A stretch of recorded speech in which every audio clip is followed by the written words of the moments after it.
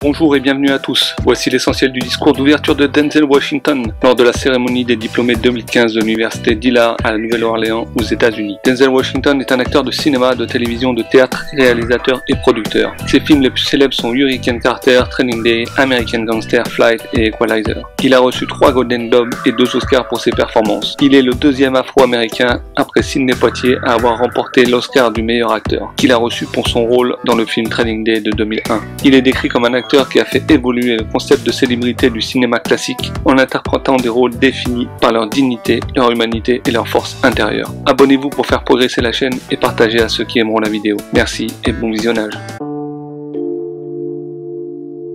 Quand j'étais jeune, que j'ai commencé à vraiment réussir en tant qu'acteur, je suis entré et j'ai parlé à ma mère. Et j'ai dit, maman, pensais-tu que ça allait arriver? Je serais si grand et je serais capable de prendre soin de tout le monde. Et je peux faire ceci et je peux faire cela et je peux... Elle a dit, garçon, arrête-toi là, arrête-toi là, arrête-toi là. Elle a dit, si tu savais combien de personnes ont prié pour toi, combien de groupes de prière elle a mis en place, combien de vêtements de prière elle m'a donné, combien de fois elle m'a aspergé d'eau bénite. Numéro 1. Mettez Dieu en premier. Mettez Dieu en premier dans tout ce que vous faites. Tout ce que vous pensez voir en moi, tout ce que j'ai accompli, tout ce que vous pensez que j'ai, et j'ai quelques affaires, tout ce que j'ai, c'est par la grâce de Dieu. Comprenez-le, c'est un cadeau. Il y a 40 ans, j'ai été recalé de l'université. J'avais une moyenne de 9 sur 20. J'espère que cela ne concerne aucun d'entre vous. J'étais assis dans le salon de beauté de ma mère et je regardais dans le miroir et j'ai vu derrière moi une femme sur le sèche-cheveux. Et à chaque fois qu'elle levait les yeux et que je levais les yeux, elle me fixait du regard. Je ne savais pas qui elle était. Elle a dit « Que quelqu'un me donne un stylo, donnez-moi un stylo, j'ai une prophétie. » Le 27 mars 1975, elle m'a dit « Garçon, tu vas parcourir le monde et parler à des millions de personnes. » Rappelez-vous que j'avais été recalé de l'université, je pensais à rejoindre l'armée et je ne savais pas ce que j'allais faire de ma vie. Et elle me dit que je vais voyager dans le monde et parler à des millions de personnes. Eh bien, j'ai voyagé dans le monde et j'ai parlé à des millions de personnes. Mais le plus important n'est pas le succès que j'ai eu. La chose la plus importante, c'est ce qu'elle m'a appris et ce qu'elle m'a dit ce jour que j'ai gardé en tête depuis. J'ai été protégé, j'ai été dirigé, j'ai été corrigé. J'ai gardé Dieu dans ma vie et c'est ce qui m'a permis de rester humble. Je ne suis pas toujours resté avec lui, mais il est toujours resté avec moi. Donc, restez avec lui dans tout ce que vous faites. Si vous pensez que vous voulez faire ce que vous pensez que j'ai accompli, alors faites ce que j'ai accompli et restez avec Dieu. Numéro 2. Échouer grand. C'est vrai, échouer grand. Aujourd'hui est le début du reste de votre vie. Et cela peut être vraiment effrayant. C'est un nouveau monde, un monde cruel là dehors.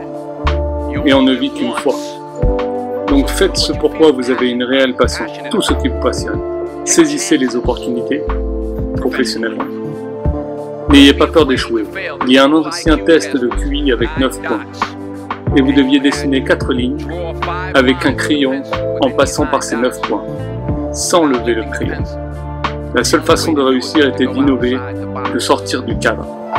Donc ne soyez pas effrayés de sortir du cadre. Ne soyez pas effrayés de penser différemment. N'ayez pas peur d'échouer grand, de rêver grand. Mais rappelez-vous, des rêves sans objectif ne sont que des rêves. Et ils alimentent systématiquement la déception. Donc ayez des rêves, mais ayez des buts, des objectifs de vie, des objectifs annuels, des objectifs mensuels, des objectifs quotidiens. J'essaye de me donner un objectif chaque jour. Parfois, c'est juste de ne pas insulter quelqu'un. Des objectifs simples, mais ayez des objectifs.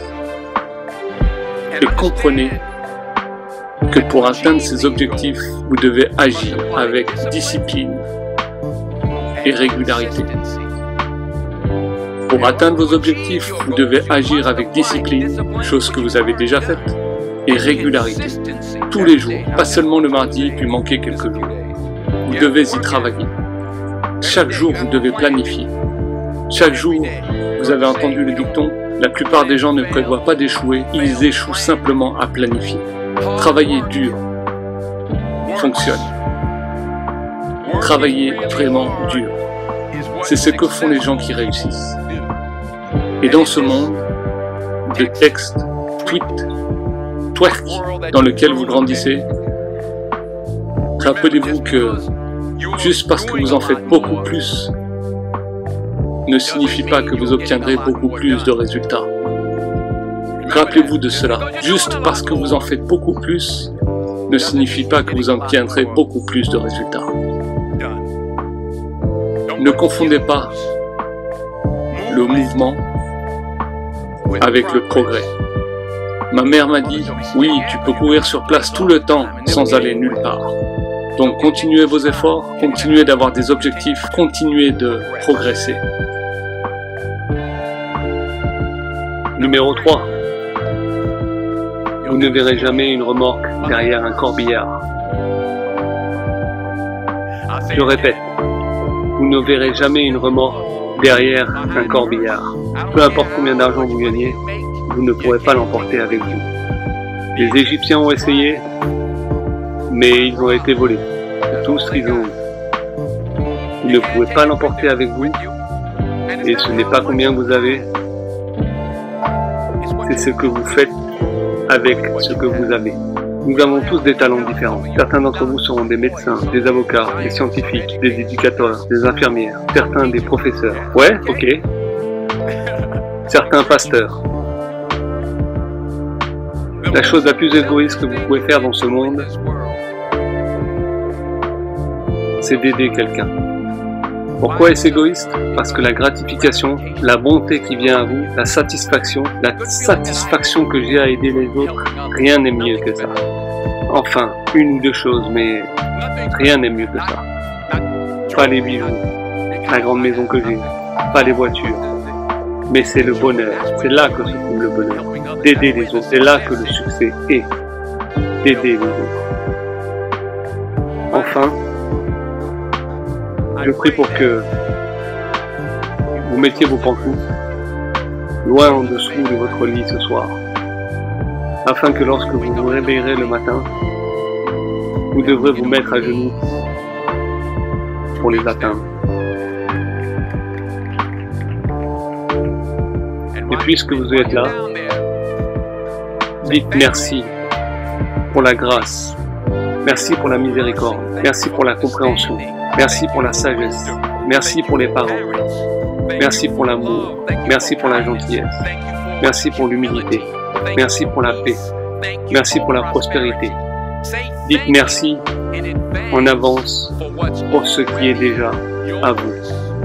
Voilà comment je vis ma vie et c'est l'une des raisons pour lesquelles je suis là aujourd'hui. Dites merci en avance pour ce qui est déjà à vous.